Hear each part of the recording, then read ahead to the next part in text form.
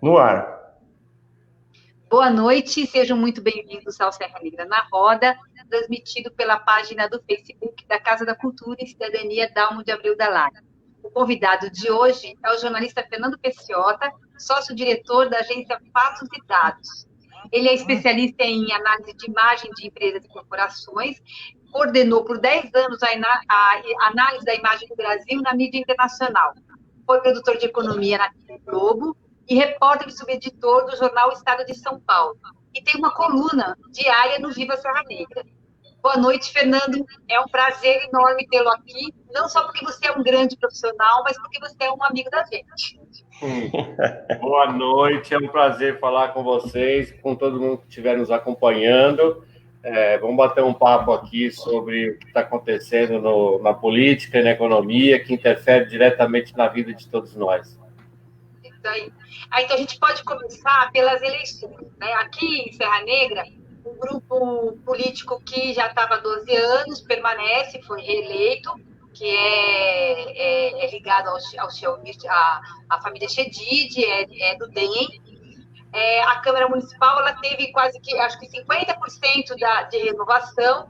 O que tem de novo tem alguns vereadores que estão no primeiro mandato, tem uma bancada feminina, que é histórica, que acho que nunca teve, tem uma jovem de 22 anos e teve uma renovação. Então, eu queria que você falasse que a partir de Terra Negra ela reflete um pouco do que aconteceu no país. Eu queria que você falasse assim, qual que é o impacto dessas eleições no cenário político e econômico do país. Bom, a história é longa. O que acontece em Serra Negra não é um fato isolado, de fato, é uma coisa que se repetiu no Brasil, praticamente no Brasil todo. A gente fez uma análise 3, 4 dias antes da eleição, do primeiro turno, a gente, da Fatos e Dados, fez uma análise e distribuiu para os clientes, na qual a gente concluía que a tendência era de um voto mais centralizado, vamos chamar assim, menos extremado, né? Então já era previsível, para nós já era previsível que o bolsonarismo ia sofrer uma certa derrota. Isso tem implicações, né?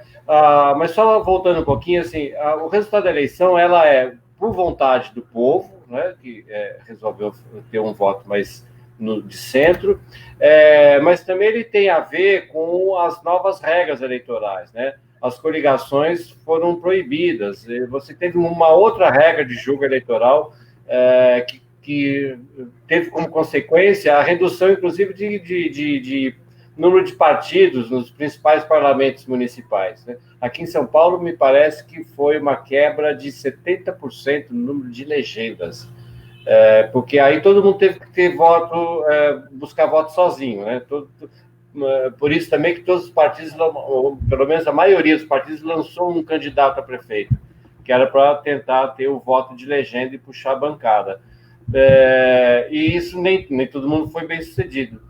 Então, isso forçou uma renovação do quadro, né, porque você deixou de ter algumas candidaturas mais tradicionais, fortalecidas, eles tiveram que buscar voto sozinho, e o que é muito bom, né, oxigena muito as câmaras, os jovens são muito bem-vindos no Legislativo Municipal. Acho que a sociedade brasileira tem a ganhar com isso, a representatividade, a democracia ganham com essa renovação. Isso tem uma consequência muito clara, né? Esse fato esse voto mais concentrado no centrão, né? No chamado centrão, que são os partidos que hoje compõem a base governista do governo Bolsonaro. O presidente da República fica mais refém desses caras, né? Fica mais refém desses votos desse movimento do Centrão. Isso vai ter algumas consequências, como, por exemplo, maior facilidade de aprovação no Congresso, mas aprovação do quê? Do que o Centrão quiser, e não exatamente do que o governo quiser. O Centrão descobriu que ele é mais forte do que o presidente hoje, né? O presidente tem ainda a sua bancada lá, tem os seus seguidores nas redes sociais, faz algum barulho, mas ele não é mais a mesma coisa, não tem a mesma força que ele tinha quando foi eleito em 2018. Então, assim, a tendência é de um Congresso mais voltado para a economia, e isso também tem interesse do governo, porque é a economia que vai definir se Bolsonaro fica ou não fica no poder daqui 2 anos. Se a economia for mal, ele vai dançar, muito provavelmente. Se a economia for bem, ele sai muito fortalecido para o processo de reeleição. Então, assim, a agenda econômica ela tende a ser mais liberal do que ele, presidente, gostaria. Então, por mais que a gente imagine que o voto na eleição municipal seja um voto que vai decidir o meu quintal, ele tem uma grande consequência quando você soma todos esses votos, você coloca isso em perspectiva nacional, ele tem, de fato, uma influência muito grande no contexto político mais geral, né? E eu acho que a principal conclusão é essa: o Bolsonaro fica mais refém do Centrão, e o segundo turno, que vai ter agora no domingo, pode também ter uma sinalização de algum fortalecimento ou rejuvenescimento do processo das esquerdas, né? O PSOL já sai forte, né? Já sai mais forte do que entrou na eleição. Boulos ganhando ou não ganhando em São Paulo, o PSOL já sai mais forte do que entrou. Outro dia eu vi um comentário de um colunista do jornal o Globo, observando que qualquer formação de chapa para candidatura presidencial em 2022, do lado das esquerdas, vai ter que passar pelo Boulos. E é verdade, eu concordo, eu tendo a concordar com isso. Ele ganhou uma outra dimensão, né?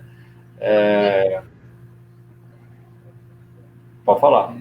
Não, ele é agora uma liderança com outro peso, né? Ele ganhou uma outra dimensão. Agora as conversas têm que passar por ele. Ele conseguiu a proeza que o Haddad não conseguiu em 2018, que ele reuniu no palanque digital os principais líderes nacionais das chamadas esquerdas, né? Estava lá o Dino, Flávio Dino, o Ciro Gomes, que em 2018 deu um rolê em Paris, e os partidos todos representados ali naquela conversa. Primeiro foi o programa que foi pro ar, eu acho que no sábado, né, aqui em São Paulo. Então ele conseguiu essa proeza de reunir o voto de esquerda. A Marina estava junto. Então ele passa a ser ele ganha uma outra dimensão, ele passa a ser uma referência nas conversas para a candidatura em 2022, sim. Fernando, deixa eu colocar uma coisinha para você aqui. Esses novos prefeitos agora vão sofrer, não vão? No ano que vem? Vão sofrer porque... Do interior também, aqui, essas cidades pequenas. Assim, sim, sem dúvida. Sem dúvida. Eles vão sofrer porque os caixas estão vazios, né? Estão com o orçamento muito apertado. Pois e tem que dar respostas muito rápidas, né? Tem uma coisa que a gente não pode perder de perspectiva, assim, o mundo mudou muito, né, e continua mudando do ponto de vista de avanço de tecnologia. A comunicação era cada vez mais dinâmica. Então, as ações da sociedade e as respostas dos gestores públicos têm que ser cada vez mais rápido, né? As pessoas cobram muito. A gente vê aí, o Brasil que elegeu o Bolsonaro em 2018, né, do ponto de vista de comportamento social, de raciocínio das pessoas, não é mais o mesmo. Ele mudou, em 2 anos você muda isso, né? Então, assim, os caras que vão chegar nas prefeituras agora em 2020 e 2021, eles vão ter que dar respostas muito rápidas e com os caixas muito vazios, né? E com o mundo que está aí, essa pandemia, ela continua interferindo na vida das pessoas, né? Ela continua dando trabalho para o gestor público, ela continua ocupando hospitais, enquanto não vier a vacina, e mesmo quando vier a vacina, tá bom, chegou a vacina, como é que vai vacinar todo mundo? E, Fernando, só antes de entrar nessa coisa da vacina, é o seguinte, você tem a questão do teto gasto, que isso limita muito, e a gente sabe, assim, que já ficou claro, embora eles a sociedade ainda não aceita muito, o setor público ele precisa investir com mais força para poder tirar a economia dessa situação e ter essa recuperação econômica. Você acha que isso vai ser possível? O teto de gasto ali, porque vão mexer no teto de gasto, ele vai estourar. Como é que vai fazer essa recuperação econômica? E assim, emendando ainda aí, em janeiro, você não tem mais auxílio emergencial, porque o auxílio emergencial foi responsável por o estrago ser menor na economia do que se esperava. Então, como é que começa esse 2021? Então, eu acho que os prefeitos eleitos, eles têm que aproveitar que a popularidade deles está em alta e fazer uma coisa que o Bolsonaro, por exemplo, não fez quando tomou posse, tentar aglutinar todas as forças em prol de um bem social conjunto, comum, né? Ser um líder na acepção da palavra, governar para todos, para quem votou nele e para quem não votou nele. Então, ele tem que aglutinar todas as forças, tentar aglutinar todas as forças para superar esse momento, que é um momento crítico, mais crítico, talvez o mais crítico da história do Brasil, por conta desse, que a pandemia e o que a pandemia trouxe de consequência econômica, e aí você começa a ter uma coisa influenciando a outra. Mas tem um agravante, hoje mesmo, deve sair nos jornais amanhã, né, já está nos principais portais aí, uma notícia, de que o governo está articulando com o Congresso uma mudança nos subsídios e nos repasses para poder ter dinheiro para manter o auxílio emergencial ou para poder criar um novo benefício social em substituição ao Bolsa Família, que abrangesse mais gente. Ou seja, de novo, aquela coisa que a gente falou agora há pouco no comecinho, a economia vai ser fundamental para o processo eleitoral de 2022. E sem o auxílio emergencial, o Bolsonaro tem chances pequenas, né? Ou pelo menos nesse cenário de hoje ele tem chances pequenas. Então ele vai fazer todo o esforço para otimizar esses processos. E pode ser que quem venha pagar a conta sejam também os municípios. Porque vai pegar dinheiro de onde, mano? Pois então, o cobertor é curto, o Guedes já falou isso, o cobertor é curto. Então ele vai ter que buscar dinheiro de algum lugar. Precisa ver até que ponto o Centrão, né? Eu reforço isso, o Centrão é a maior força hoje no Congresso. Se o Centrão vai bancar esse negócio dos prefeitos ou não. Que você está falando do Centrão, mas aí também tem a eleição do presidente da Câmara, né? Que é o Rodrigo Maia. Quer dizer, o Bolsonaro tem que conseguir ali ter alguém que apoie ele, né? Eu não vejo hoje, pelo menos pelo que está sendo exposto, eu não vejo condição de o presidente da Câmara não ser alguém do Centrão. Precisa ver se vai ser um Centrão mais afinado com o governo ou um Centrão um pouco mais independente, né? O Rodrigo Maia, por exemplo, ele se vende como um sujeito um pouco mais independente, né? Ele tem ali um respaldo do mercado financeiro, trabalha muito com pautas liberais por conta disso, mas o candidato do governo tomou uma traulitada hoje, né? O Arthur Lira, o Supremo já o considerou réu. Então Fernando, só para o pessoal entender melhor assim, qual a base do Bolsonaro no Congresso? Sem o Centrão, vamos dizer, quais são os bolsonaristas raízes lá quantos são? Que tem uma força expressiva? Como é que é essa bancada? O bolsonarismo original se desfez no Congresso, né? Que era o PSL. O PSL chegou praticamente na sua primeira legislatura como a maior bancada da Câmara, né? Dividindo a maior bancada, eram os dois maiores partidos na Câmara, PT e PSL. Esse PSL rachou completamente, menos da metade ficou com o Bolsonaro, a outra metade está contra ele. Então, contra ele, é isso? Contra ele. O episódio que nós vimos ontem em Taubaté, no Major Olímpio, né? Major Olímpio, eleito aqui em São Paulo, senador pelo PSL, na chapa do Bolsonaro, e ontem estava chamando os bolsonaristas todos de ladrões. E não é sentido figurado, né? Ele falou assim, ladrões de rachadinha. Uhum. Então, assim, o bolsonarismo rachou. A Joyce Hasselman, ela fala mal do Bolsonaro o tempo todo, é contra o Bolsonaro, montou aí uma campanha de oposição ao Bolsonaro. Antes a gente já tinha visto lá aquele outro lá que era o ator pornô lá, que também já tinha saído do partido, Alexandre Frota. Então, assim, o PSL rachou e a minoria ficou... Quem ficou a favor do Bolsonaro é a minoria dentro do partido, né? Hoje. Assim, política, como diziam lá os mais velhos, é que nem céu, né? Você olha para cada hora que você olha para ela, tá de um jeito.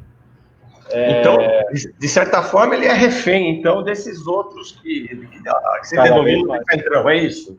Sem dúvida nenhuma. O resultado da eleição mostrou muito claramente que o Bolsonaro ele se tornou mais refém do Centrão ainda. A base dele, hoje, se ele precisar de apoio, de voto no Congresso, de aprovação das medidas dele, ele precisa essencialmente do Centrão. E esse Centrão, numericamente, ele possibilita mudanças, mudanças, na Constituição, ou ainda depende de mais? Não, ele precisa ainda, porque o Centrão não é uma coisa também assim homogênea, né? Dentro do Centrão tem divisões também, tem visões diferentes para algumas coisas. Então, não é uma garantia, não é um voto no legislativo, né? Não é um voto ideológico. O voto do Centrão é por interesses, então precisa ver qual é a pauta, né? Se na hora vai ter interesse em votar blocado ou não. Então, depende muito do assunto que está sendo colocado em pauta. O Centrão não é uma garantia, né? Se amanhã tiver um processo de impeachment contra o Bolsonaro, precisa ver como é que vai estar a situação na hora. O Centrão não é assim, o Centrão como é que está a opinião pública, eles vão se pautar por isso daí também, né? Exatamente. Mais uma razão para a economia ter que andar bem, porque a opinião pública vai estar com o governo ou contra o governo de acordo com a sensação de bem-estar das pessoas, né? E a sensação de... As empresas. Então, como é que como é que você vê o sentimento dos empresários, a perspectiva de investimento? Como é que os empresários estão sentindo nesse momento? O investimento está difícil de sair, está bem difícil de sair. As empresas todas estão com muito cuidado na hora de colocar dinheiro aí em qualquer projeto novo. Por várias razões, inclusive, né, porque nós estamos num processo de pandemia, não sei o que, e porque não tem muita confiança no governo. O governo não é ainda, né, totalmente confiante. O que a gente observa ainda é uma aposta na agenda liberal do governo, né? Os empresários acreditam, né, que o Guedes tenha propostas que se encaixam nos interesses da livre iniciativa, mas eu fiquei um pouco ressabiado. Eu tenho observado, né, aqui e ali, publicado aqui e ali, algumas queixas contra o Guedes, né, e contra a agenda, porque as reformas não saem, porque as coisas não acontecem. E o editorial do Estadão hoje é uma paulada, né, um jornal absolutamente liberal, com a agenda liberal, com a bandeira liberal, uma paulada como poucas vezes foi publicado nesse período. Nem jornais de esquerda, nem publicações sindicais deram uma porrada tão grande no Guedes que o Estadão deu hoje. Então, é sintomático, né? É sintomático o fato de um jornal que representa o liberalismo ter criticado tão duramente o Guedes como o Estadão fez hoje. Então, precisa ver como se já cansaram ou não cansaram, né? Ainda não dá para a gente saber. Até agora, por que não sai investimento? Não sai investimento porque não tem plena confiança no governo, né? E porque as reformas não foram aprovadas, não me dão garantia nenhuma. Do jeito que está, sem a reforma, eu não tenho garantia de nada. Então, eu não invisto. Mas eu continuo apostando no governo porque ele tem uma agenda liberal, tem um interesse liberal. Agora, parece que está cansando. Por 2 anos já e não aconteceu nada. Não aconteceu nada, né? Tem uma pergunta aqui eu acho que você conhece a Mariana Raine Peixoto, né?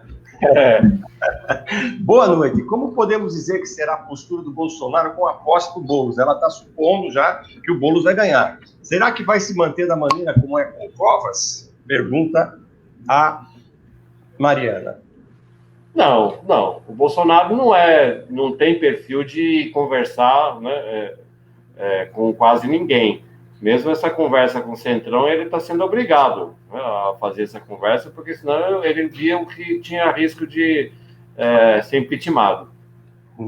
Ele não é o perfil que dialoga, né? Eu acabei de falar aqui que os prefeitos que tomarem posse dia 1º de janeiro, eles devem ter um discurso no sentido de unir forças, né, no momento muito delicado, de muita sensibilidade, juntar os adversários todos em prol do bem-estar comum, da sociedade, essa coisa toda. É um discurso de liderança.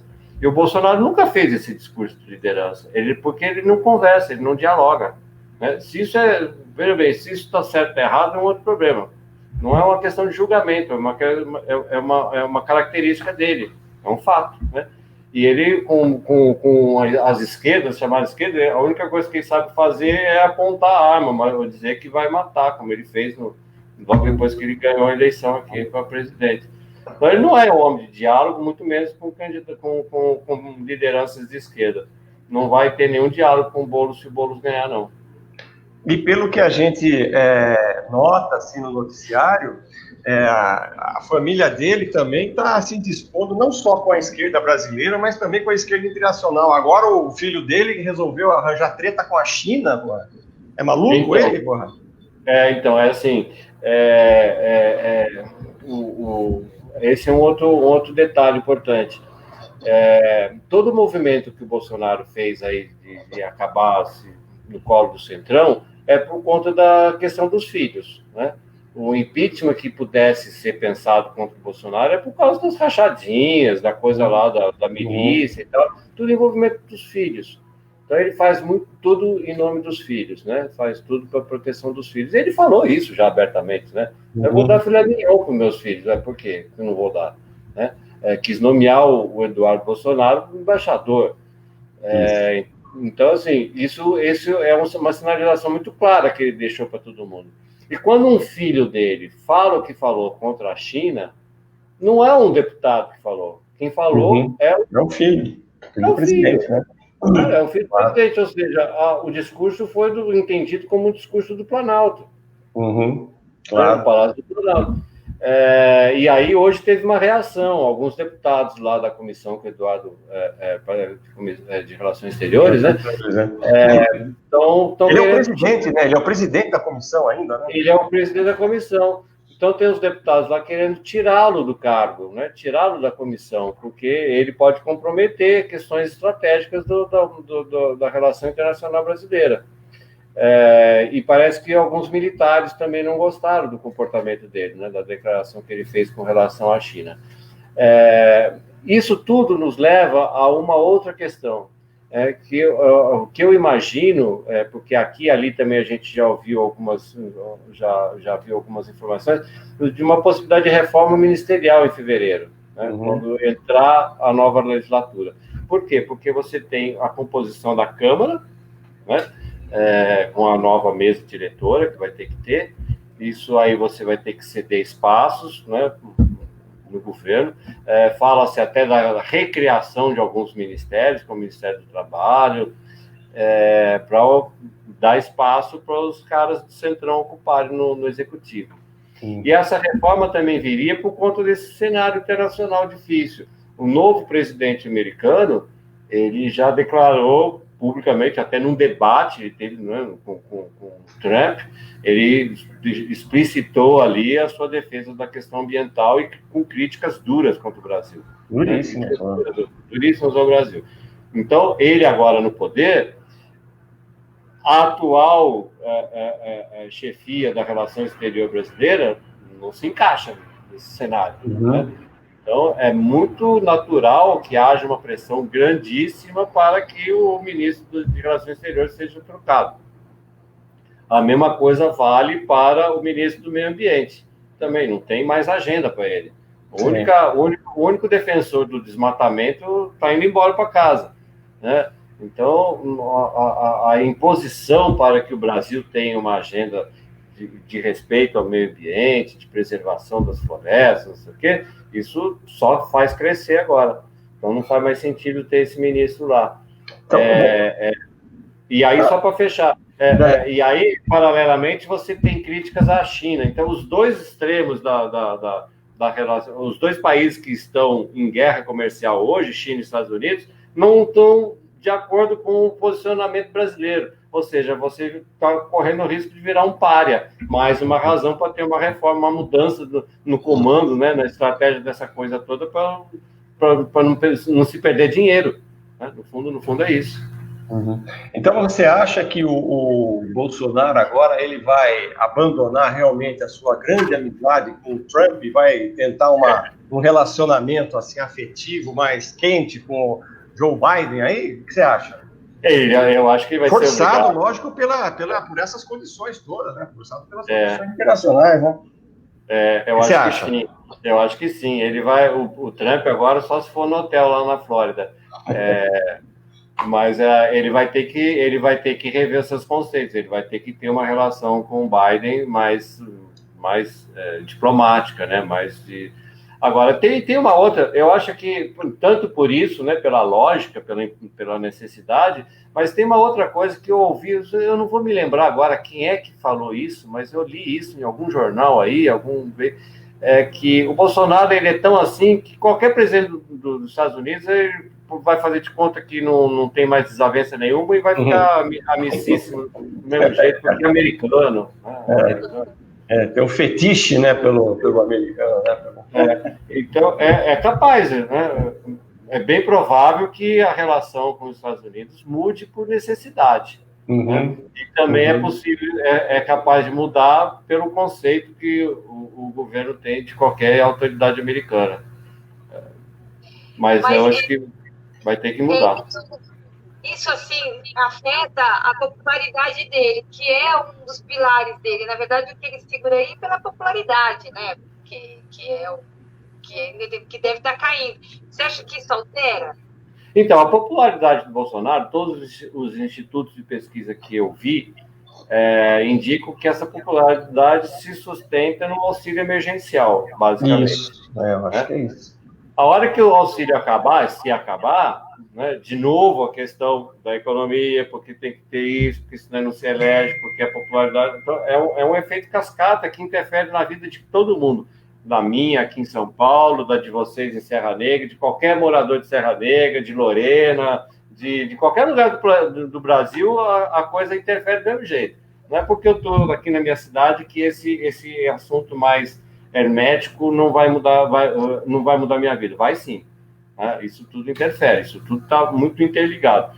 Então, ele vai ter que fazer alguns movimentos nesse sentido, porque a economia não andando, ele não funciona. O auxílio emergencial, se não existir, ele corre risco. Né?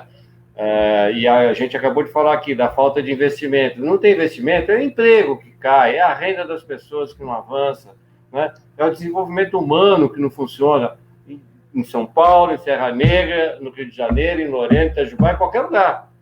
Qualquer lugar do Brasil, o efeito é o mesmo. Né? Então, a gente tem que torcer para que ele reveja seus conceitos, faça, né, uma reza brava lá e tal, pacifique as coisas. É difícil, torcer para Bolsonaro pacificar alguma coisa é difícil. Mas é porque interfere na nossa vida aqui na cidade, em qualquer lugar. Não, só para reforçar o que você falou, eu acho que os números a Salete tem de cabeça aqui. Serra Negra tem um pouco menos de 30 mil habitantes, não é isso? E parece que mais de 8 mil pessoas aqui viveram nesses meses com auxílio emergencial. Quer dizer, um terço praticamente da cidade.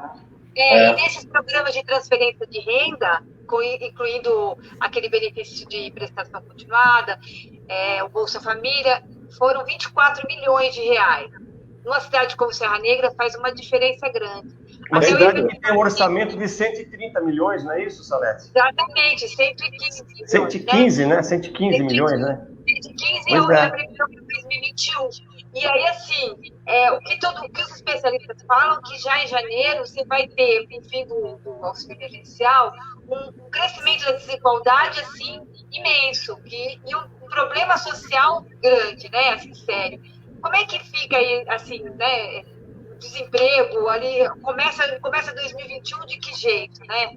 Você acha, Fernando, você acha que há riscos assim, se não sair esse auxílio previdenciário, esse auxílio emergencial, você acha que há risco de uma convulsão social no Brasil?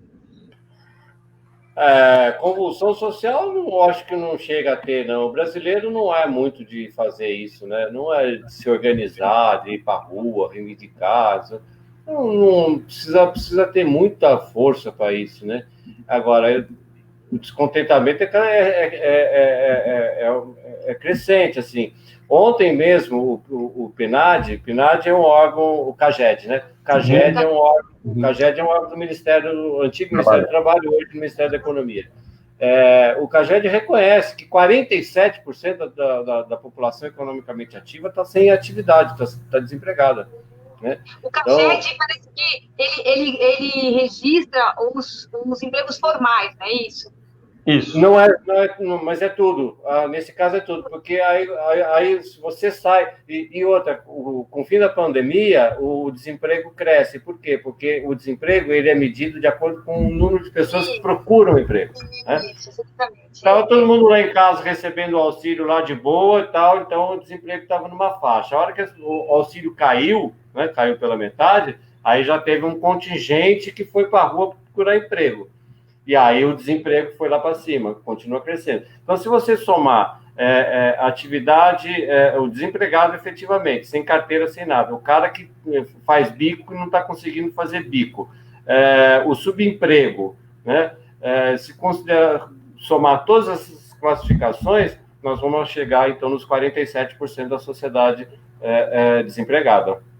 Mas é engraçado que nas campanhas eleitorais aqui que a gente acompanhou, esse tema praticamente não aparece. Parece que, assim, então isso aí depois a gente vai resolver depois das eleições. Você sentiu isso também? A gente sentiu, falando assim, por Serra Negra, tá? Que a gente acompanhou aqui. Você acha, assim, os municípios fizeram a campanha dessa forma, quer dizer, não discutiu essa questão ali, que é uma questão nacional, mas que interfere nos municípios. Então, mas é que esse ano a eleição, ela ficou muito pautada pela questão da pandemia, né? Muito pautada. Até hoje eu estava ouvindo o Boulos e o Covas deram entrevista para a Rádio CBN, por exemplo, né? Ontem foi o Covas e hoje foi o Boulos. As perguntas também que chegam, as perguntas que são feitas para os candidatos, gira muito também em cima disso. Mesmo que o candidato não quisesse falar muito de pandemia, ele acaba sendo obrigado a falar, porque é um assunto que está, né, norteando as pessoas. Aqui a gente ainda continua, o número de infectados voltou a crescer, quer dizer, há risco. Aqui em São Paulo, por exemplo, há muito boato de que vai ter novo fechamento de tudo. O Covas teve que responder isso várias vezes, dizendo que não. Eu não duvido que tenha uma volta para alguma coisa. Na Europa, nós vimos, eu estou vendo hoje o jornal alemão, o jornal alemão falando da França, que a França vai agora no sábado, vai reabrir, depois de, eu acho que quase um mês, vai reabrir o comércio, mas com um monte de cuidado. Você para sair de casa tem que ter um documento para dizer por que você está saindo, sabe? É uma coisa assim. Então, assim, a eleição ela foi muito pautada em cima disso. Não teve espaço para discutir outras questões. Né? E também porque ainda tem o auxílio emergencial, a pessoa está meio que acomodada ali. Fala assim, vão dar um jeito, né? Porque também o noticiário falou muito de continuar, ter alguma razão para continuar. Uma hora o governo vive do assopra né? Uma hora uma hora não dá, não vai ter. Aí, não, vamos arrumar um jeito. Então, é uma forma também de você esticar a expectativa das pessoas, né? Você não assegura nada, mas deixa ali uma esperançazinha de que isso vai continuar. Então, o assunto acabou não rendendo, não sendo pautado por nada e nem por ninguém. Mas vai preocupar muito a partir de janeiro, se de fato acabar, né? Só fazendo uma observação local aqui, o prefeito que ganhou a eleição, o prefeito eleito, o Michedid, quando a gente fez a sabatina do Viva Serra Negra, ele foi um dos que disse o seguinte, que em janeiro não teria problema a economia, porque haveria uma recuperação em V. Que o Brasil seria diferente da Europa, por exemplo, que teve uma recuperação em U, e aqui teria uma recuperação em V. Aí acaba desconversando da questão e saindo fora da questão econômica. Essa redução em V, ela é uma ilusão, não é isso? Olha, até agora, os indicadores mostram que, por mais que tenha, é preocupante para isso, por mais que tenha recuperação econômica, não tem recuperação do emprego. Exatamente. Mas sem emprego, você não tem economia andando, não adianta. Isso, então, assim, a gente vê falta, eu até fiz um trabalho especial aí sobre desabastecimento, que mostrava isso, desesperadoramente o abastecimento de cerveja está baixo. Por quê? Porque não tem latinha, não tem lata, não tem embalagem. De embalagem, está com problema de embalagem. Porque isso é um indicador de que uma mostra que, primeiro, que não houve planejamento nenhum lá na pandemia, no auge da pandemia, não houve nenhum planejamento de nada, né? E as empresas também não se programaram. Tal. Então, quando estava lá parado, né? Relativamente parado, porque cerveja também não deixou de vender, né? Mas estava parado, e aí, quando houve uma retomada, você não tinha insumo para atender a demanda. Então, tem alguns indicadores que mostram que, de fato, a economia está com um pouco mais de fôlego. Mas isso não se reflete no emprego. O saldo de emprego desse ano ainda vai ser bem negativo, né? Por mais que tenham criado vagas, o saldo total ainda é negativo. Daí os 47% que a gente acabou de falar aqui. E também a renda, mesmo para quem está empregado, a renda caiu. Muitas empresas tiveram oportunidade, tiveram a chance legal de reduzir salário, reduzir jornada de salário. Então, a renda média também caiu. As pessoas sofrem isso na pele, né? Por mais que o indicador possa não dizer, só para completar, a inflação também subiu, né? Nós estamos com índice de inflação muito altos para o padrão que a gente tinha até então, né? Ontem saiu a inflação, a prévia do IPCA para o mês, está em 4,22. 0,1, mas é acima já do centro da meta da inflação. E assim, inflação todo mundo sabe, né? Pelo menos só para orientar, então, para quem não sabe. A inflação, cada cidadão tem uma inflação. Esses índices que existem por aí são médias, né?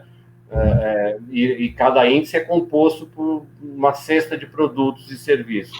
Então, a minha inflação é diferente da do Mota, da Salete, etc. Para a maioria das pessoas, a inflação está alta porque o que subiu são elementos básicos, arroz, soja, carne, né? Isso faz o combustível, isso faz com que o meu custo de vida particular seja mais alto. E se a gente acabou de falar que a renda média também deve ter dado uma boa caída por conta dessas possibilidades das empresas segurarem o salário nessa época de crise, aí você tem um descompasso importante, né, que faz com que a sensação, de novo, a sensação de bem-estar das pessoas esteja mais baixa. A não ser a classe média alta, que aí... Eu ia falar agora, Fernando.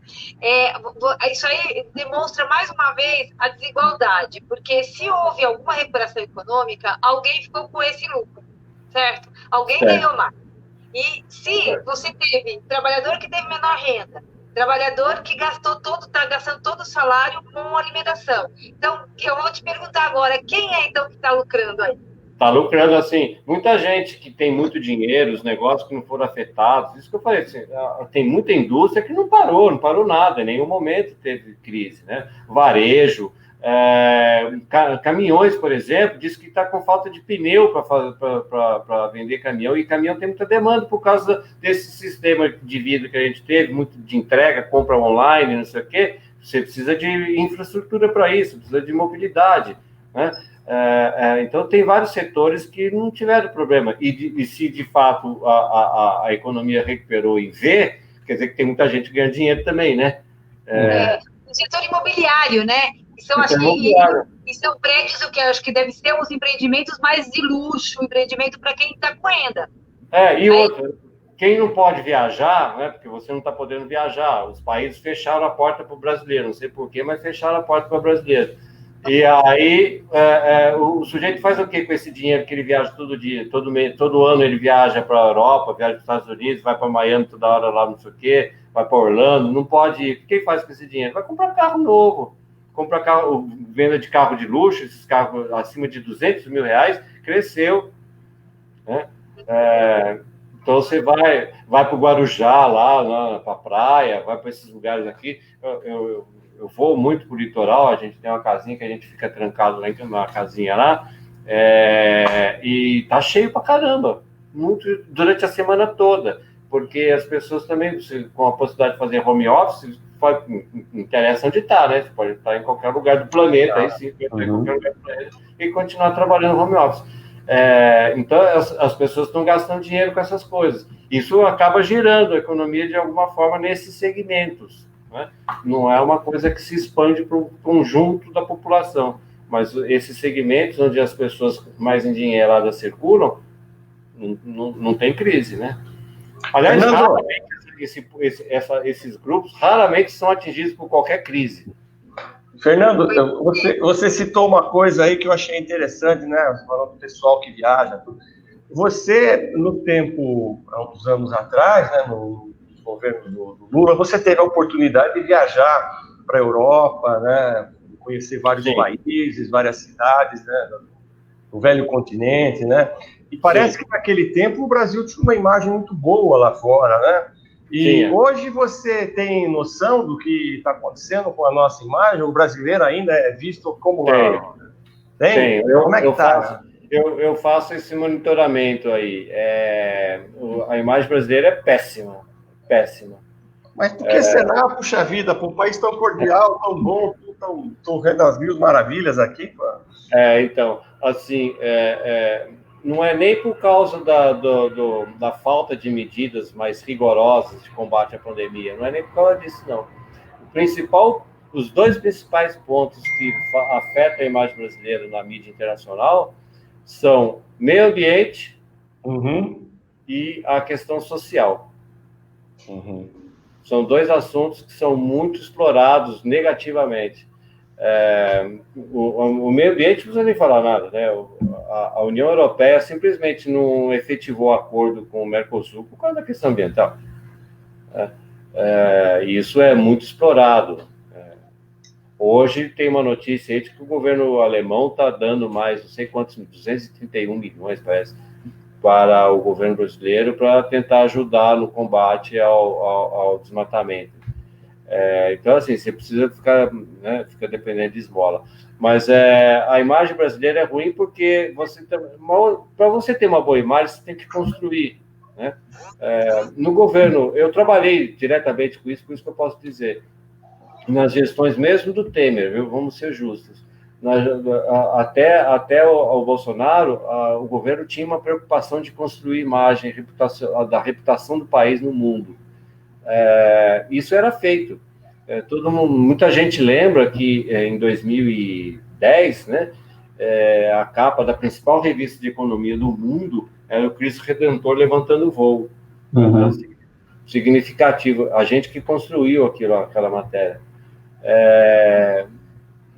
Assim, então você tinha uma preocupação de construir imagem, levar para a imprensa argumentos positivos do país, e você tinha muitos argumentos positivos, né? Esse governo que chegou aí, a primeira coisa que eles fizeram, você não precisamos de nada disso, conte com a minha rede social que eu vou bombar com isso e pronto, acabou. E deu no que deu. Ignorou um troço que se chama soft power, né? Os americanos são mestres nisso, né? Os europeus também, de certa forma, né? Você constrói o poder de uma maneira suave, né? Você tem a sua parte cultural, a parte ambiental, a parte, né, econômica, política, né? Você vai construindo a imagem, né? Você vai ganhando os corações, né, das pessoas. Exatamente. Assim, né? Parece que eles nunca ouviram falar nisso daqui, né? Parece que não, nunca não. Esse daí, essa gestão aí não tem essa preocupação, não. E assim, na boa, eu tive a oportunidade de fazer muitas viagens nesse período aí, viagem de férias, eu fui muito para o exterior. E era impressionante a quantidade de pessoas que você encontra, ouvem a gente falando português e se aproxima porque fala português, gosta da língua portuguesa, porque adora a música brasileira. Então, esse é um jeito de promover o país. Claro. Né? Os americanos são super mestres. Olha os filmes, né? O Hollywood é uma grande indústria de construção de imagem americana. Lógico. E aqui a gente pegou e mandou todos os artistas ficarem em casa, sem dinheiro, sem projeto, sem nada, porque são comunistas, são de esquerda. Então, assim, você não construiu nada. Não construiu nada, zero. E aí isso fez com que a imagem fosse pro buraco. E com esse fato, né, de você ter uma péssima imagem do país, você logicamente se influi na parte econômica, né, de investimento. O investimento externo despencou. Eu tenho um negócio chamado investimento externo direto, o IED. Despencou esse ano, despencou. Essas últimas semanas voltou a chegar a ser volumosa a entrada de recurso externo para o capital especulativo na Bolsa. A Bolsa recebeu muito dinheiro nessas últimas semanas. Mas isso é um dinheiro que não constrói absolutamente nada na população. Não constrói nada. Ele vem aqui, rende, né, e vai para o lucro. Não constrói. Não é o investimento direto, ele é um investimento produtivo. Né? Isso. Esse não veio. Não. E a gente fica sabendo também que um dos países que mais tem investido no Brasil é a China, né? E justamente é a China que é tratada a pontapés aqui pela nossa família Bolsonaro, né? É um contrassenso isso, não é? Não só é um grande investidor, hoje o setor elétrico brasileiro, por exemplo, o maior proprietário de geração e distribuição de energia privada no Brasil hoje é chinês. A China é dona, tem a parte estatal que é forte, né, por causa da Eletrobras e tudo, mas do setor privado, o maior agente privado no Brasil no setor elétrico é chinês, é a China, somar as empresas chinesas que estão no mercado. A China, além de ser um grande investidor, é o maior parceiro comercial do Brasil. Sim. 33% das exportações brasileiras vão para a China.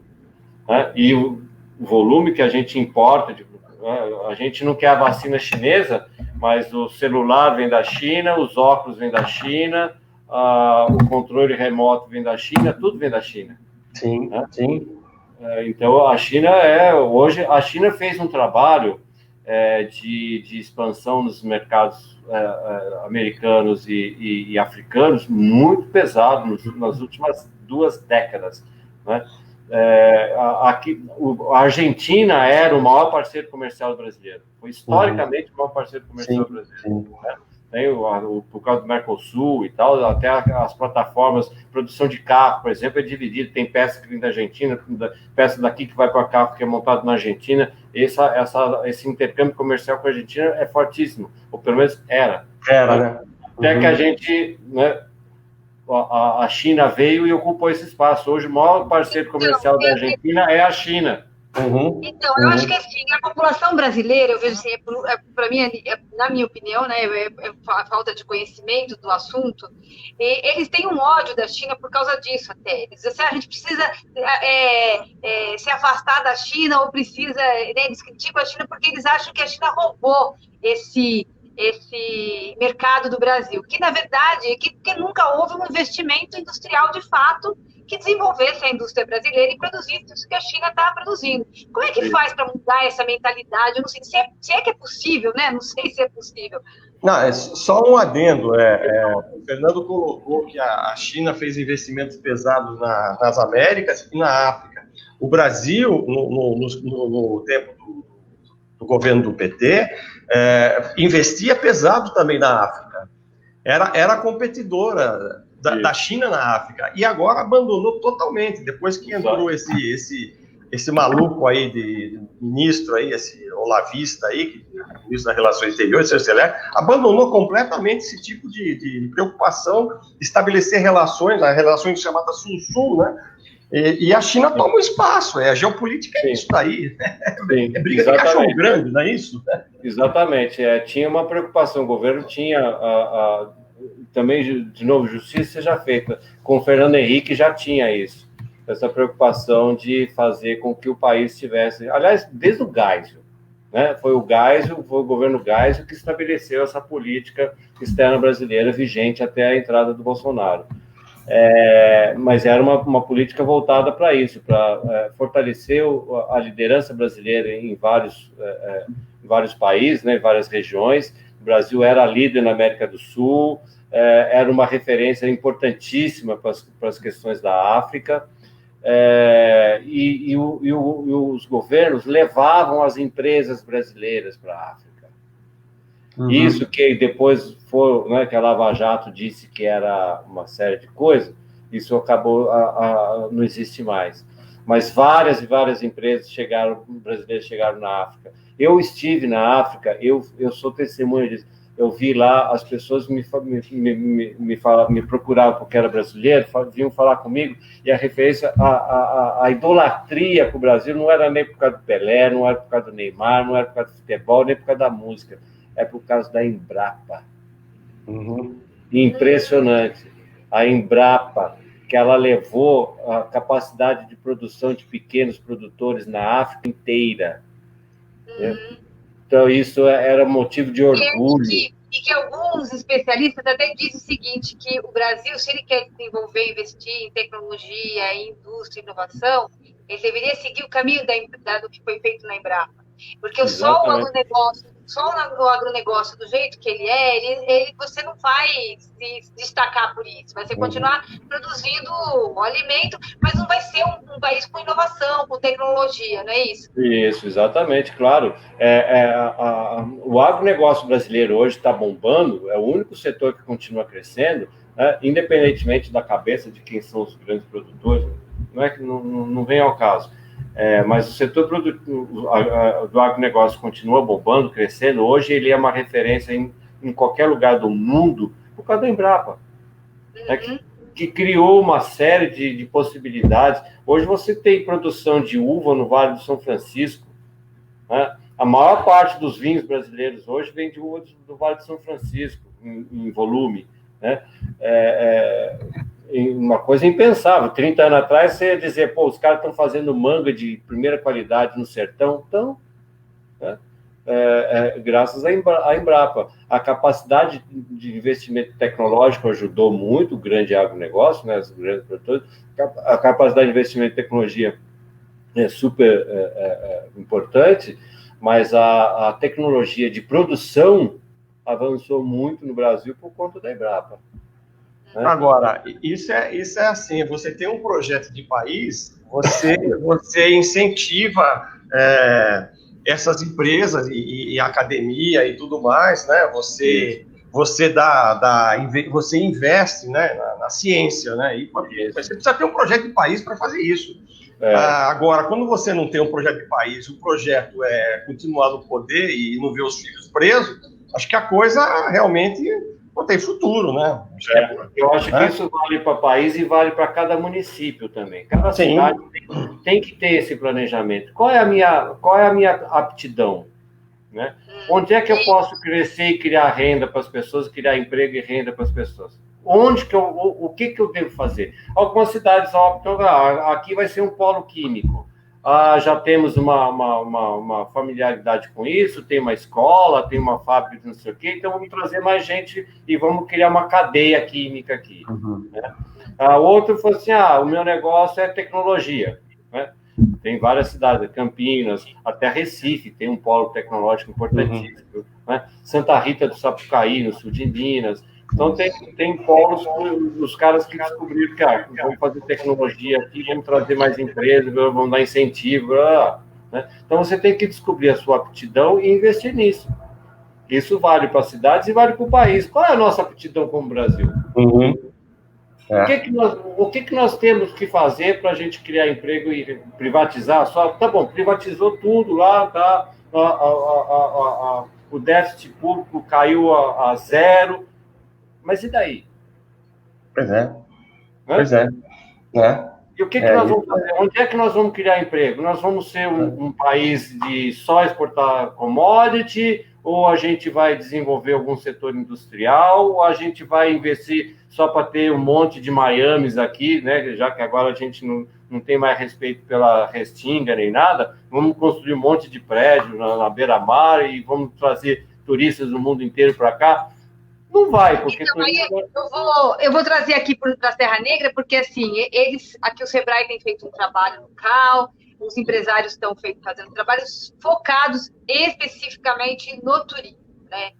E o que eles apostam é o seguinte, que com a pandemia vai mudar os hábitos dos turistas, e esse turista que viajava para fora vai começar, né, pelo menos agora aqui nessa retomada, vai viajar, vai ficar aqui mais dentro do país. Você acha que é esse mesmo caminho, assim, de focar aí no turismo Mas o turismo sozinho, ele não... O turismo, por isso que você investir no turismo não é simplesmente fazer mais hotel para trazer gente para a cidade, né? Você tem que melhorar a infraestrutura, você tem que dar lazer, você tem que dar cultura, né? O sujeito, quando viaja, ele não viaja só para fazer compra. Ele viaja para fazer compra, ele viaja para comer, ele viaja para passear, ele viaja para se distrair, ele viaja para ver uma peça, uma exposição de alguma coisa. Você tem que ampliar o leque de possibilidades para atrair turista, né? E ampliar o leque de possibilidades é você dar alternativa para o sujeito que fazer na cidade. E também, Fernando, eu acho que você tem de pensar que se a sua cidade ela é boa para o cidadão, para quem mora lá, para o seu morador, ela também pode ser uma cidade muito mais agradável para o turista, né? Você tem que pensar nas duas coisas, né, também, né? Exatamente, E outra, você tem que criar mão de obra qualificada para receber esse turista e tratar bem o turista, né? Você tem que transmitir sensações positivas, boas, né, para o sujeito querer estar do seu lado, na cidade. Tudo isso simplesmente, tá bom, a nossa opção, nosso DNA é turismo, tá bom, então vamos fazer um turismo de excelência. Vamos fazer um turismo que todo mundo que queira vir para cá, que as pessoas gostem de estar aqui por várias razões, né? Senão vai ficar pensando pequeno, né? Claro. Fernando, a nossa amiga jornalista, excelente jornalista, Cecília Zioni, faz uma pergunta aqui para você. Você consegue citar uma medida do governo Bolsonaro que pode ser considerada positiva, benéfica, para pelo menos 2/3 da população brasileira? De cabeça, eu não lembro, não.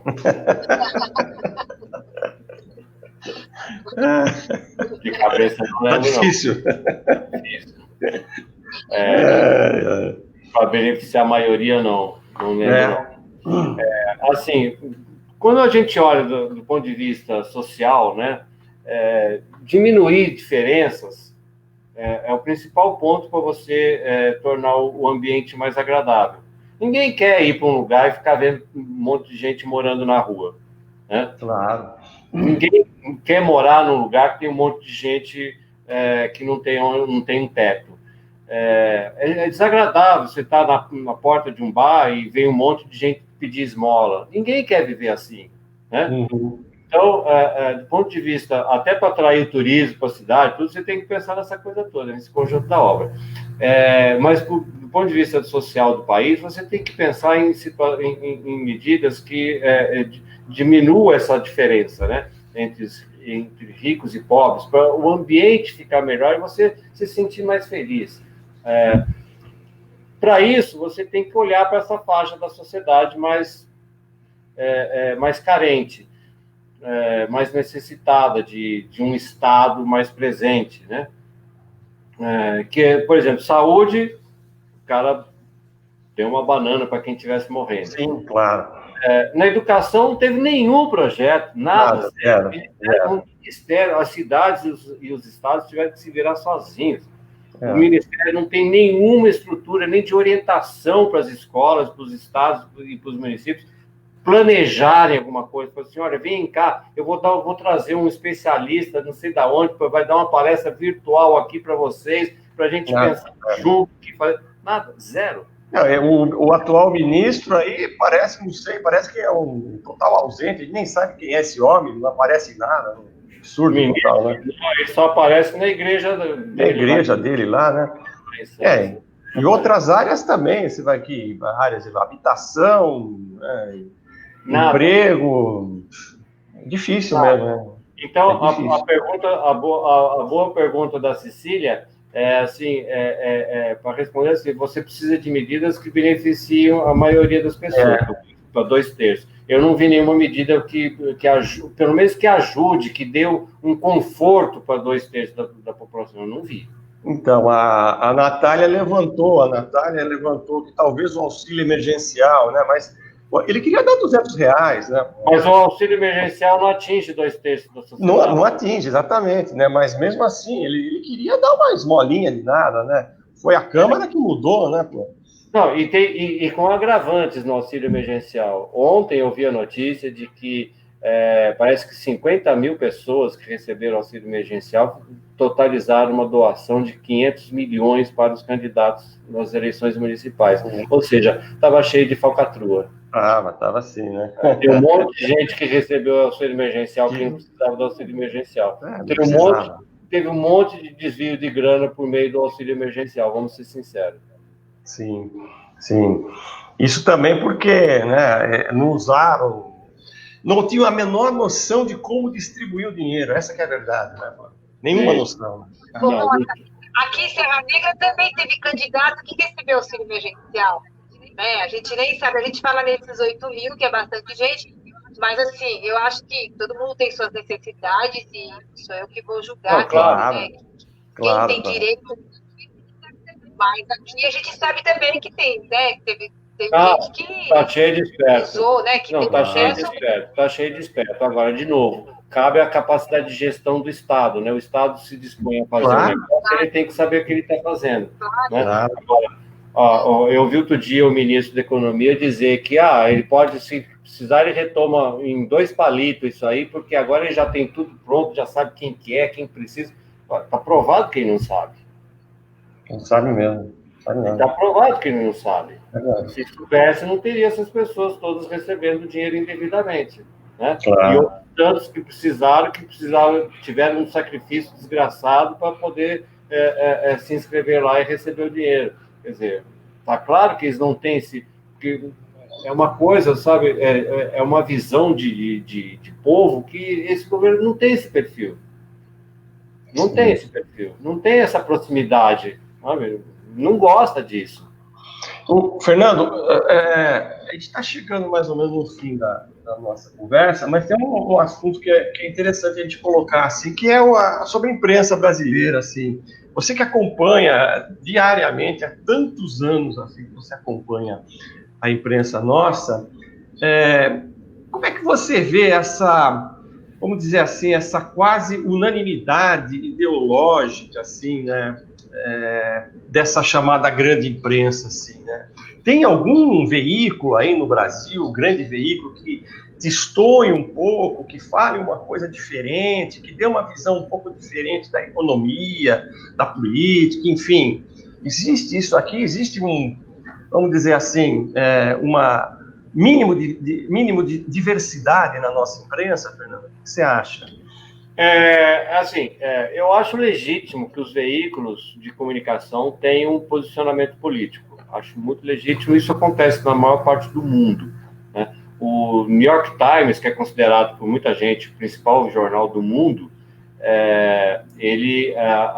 assim que o Trump assumiu o poder, foi eleito, assumiu o poder, ele publicou, deixou público para todo mundo, para todos os leitores, que a partir daquele momento ele ia fiscalizar o governo Trump, porque não é da linha dele. Né? Um jornal que se assume democrata, né? Apoiador do Partido Democrata.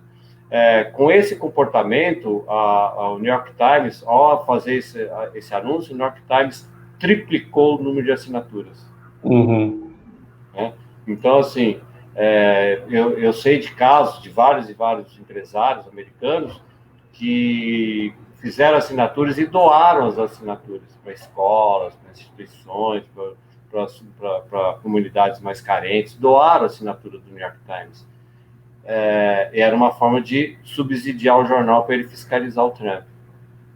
Então, acho legítimo que o veículo de comunicação assuma a sua posição política. Muito legítimo. O que não é, isso não impede esse veículo de fazer um jornalismo sério, profissional, isento. E você pode fazer um jornalismo não isento sem reconhecer nada. Uhum. Quer dizer, uma coisa não está necessariamente vinculada à outra. Aqui no Brasil, a gente vê os veículos, nenhum deles, praticamente, é muito raro você ver um veículo assumir alguma coisa. A Folha de São Paulo, vira e mexe, alguma eleição, ela publica lá um editorial na primeira página para dizer que ela apoia esse candidato. Esses últimos anos, nas últimas 2 eleições, ela não tomou partido nenhum oficialmente. O Estadão fez. O Estadão fez um editorial que virou meme até hoje, né? Que a escolha era difícil entre Bolsonaro e Haddad. Até hoje, eu comentei numa outra reunião que eu estava, comentei o editorial do Estadão de hoje, e uma pessoa falou assim, mas a escolha não era difícil? Então, assim, virou meme, né? O editorial dele no dia da eleição. Só que a tecnologia, de novo, a questão da tecnologia que avançou, né? O mundo gira, a luz está na roda. Surgiram vários veículos no mundo, né? No Brasil, com o uso de plataforma digital. O Viva Serra Negra é um. Aí está prestando seu serviço, legitimamente fazendo o seu trabalho. Uhum. E assim tem vários. Eu tenho uma apresentação que eu faço para alguns clientes que eu mostro lá a quantidade de veículo que tem no Brasil hoje. É uma infinidade, uma coisa espetacular. E ali tem vários fazendo jornalismo sério. Só para citar um que tem um pouco mais de abrangência, tem em todo o país e tal, a revista Piauí. Ela faz um jornalismo muito interessante. Muito interessante. E tem vários veículos aí, tem veículos mais nichados, tem um podcast que é famosésimo, aí, mas é muito de nicho, né? Que é o Mamilos. O Mamilos é um podcast que a mulherada adora, acha lindo e maravilhoso. Tem os veículos internacionais que estão com plataforma no Brasil, em língua portuguesa, são muito bons, tem o Deutsche Welle, que é alemão, que é estatal alemão, a BBC, né, que tem um serviço em português, um site português, que cobre assuntos do Brasil, não é um serviço simplesmente traduzir o que eles fazem, não, eles têm aqui uma cobertura específica do Brasil, de assuntos políticos do Brasil, tanto do Deutsche Welle quanto do BBC, é o país espanhol, Xinhua, da China. Xinhua, exatamente. A Sputnik, exatamente. Estou esquecendo algum. Então, você tem um jornalismo estrangeiro apostando no Brasil exatamente por causa disso, porque viu espaço para crescer, né? Viu espaço para pegar fatias importantes do mercado. Só na carona aí da sua resposta, a nossa amiga aqui, a Prisci Darari, pergunta: o veículo de comunicação pode ter lado, mas precisa assumir publicamente o lado que está, ou isso não é necessário? Eu acho mais honesto que assuma. Uhum. Eu acho mais transparente, mais honesto que assuma. Se eu tenho uma posição, eu tenho que deixar isso claro para o meu leitor. Uhum. Eu acho mais correto. Legal. Salete, estamos já há quase 70 minutos aqui. Você tem mais alguma questão aqui para o Fernando? Ou a gente já podemos dar uma boa noite aí? Já usamos e abusamos dele? Não, a pergunta que eu ia fazer, era essa que você fez mesmo. Eu ia fazer essa pergunta aí, mas agradecer o Fernando, não só por participar aqui no Serra Negra na Roda, como pela contribuição que ele dá para a gente É um diariamente na prazer. coluna dele, que eu acho que é importantíssimo, porque a gente sempre fala que Serra Negra não é uma ilha, e que a gente não vai resolver os problemas locais se a gente não tiver uma visão nacional, uma visão internacional, porque o mundo está globalizado e a gente não pode viver como se a gente fosse, né, desconectado disso. Corretamente. Então, a coluna é importantíssima para a gente e a gente percebe que as pessoas leem, alguns se incomodam muito, porque sempre tem muita crítica para o governo federal, e aqui 80% dos serranos deram voto para o Bolsonaro, mas eu acredito sinceramente que boa parte já não apoia mais o presidente como apoiaram no começo, né? Então, agora, assim, só uma observação para encerrar. Isso que você falou é super importante. Eu falo isso para os meus clientes, né, para as empresas. Não adianta você olhar só para si próprio, né? Você tem que sempre olhar para o contexto. É exatamente com essa visão mais contextualizada, trazendo outros elementos, que você toma as melhores decisões. Isso vale para a empresa e vale para o município, vale para a cidade, vale para o país. A gente acabou de falar, o próprio país precisa olhar para o que está acontecendo no mundo, para você não se perder, não virar um pária. Então, é exatamente isso. Eu acho que cada cidadão de cada cidade tem que olhar para o seu mundo e para o contexto em que nós estamos colocados. E, de novo, com essa tecnologia tão, né, fantástica que a gente tem hoje, não tem nada que aconteça do outro lado do mundo que você não veja na hora, simultaneamente. Isso muda nosso humor, muda nosso senso de tudo, né? Quer dizer, você na hora é influenciado por uma coisa que está acontecendo do outro lado do planeta. Não pode mais ficar isolado mesmo. Perfeito. Perfeito, Pan. Salete, vamos nos despedir, então? Então vamos, né? Então é isso aí. Obrigado. Só se o Fernando quiser falar alguma coisa mais aí. Então, obrigado. Sempre que precisar, pode contar com a gente. Vamos manter essa relação aí bem próxima, que é muito interessante. Isso é muito bom. A gente fica sempre... tem feedbacks importantes também para a gente ir calibrando para onde que nós estamos indo. Legal. Foi um prazer conversar com o Fernando, nosso amigo de longa data, de muitas noites de redação, né? De muitas reportagens, de muitas edições, de muitos planos econômicos, né? Nossa Senhora! Foi um prazer conversar. Espero que a gente possa voltar a falar proximamente sobre esse país, e a gente espera que esse país melhore, né? Até mais, gente. Até a próxima. Tchau. Obrigado. Boa noite para tu. Boa noite.